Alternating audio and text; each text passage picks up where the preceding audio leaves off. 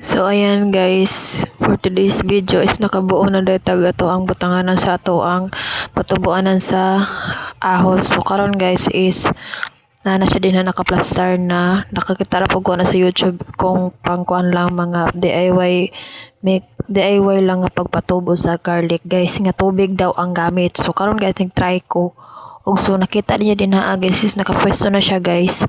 Ibutara na mo na siya sa likod sa balay nga dili ra kay madirektahan jud maayo sa init.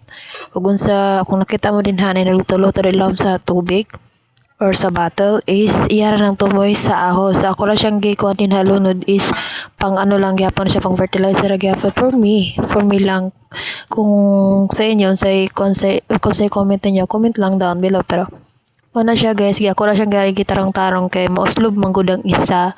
So kana kay napasta naman siya guys, muna yung forma. So lara jud kayo ginaabot ang tubig sa putan niya. Simi lang, bako na siya bali mamoisan lang siya tubig.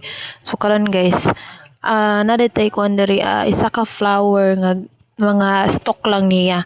So ang tawag na ko ana puhon mo magtubo na siya guys is kana siya kana Mr. and Mrs. na flower.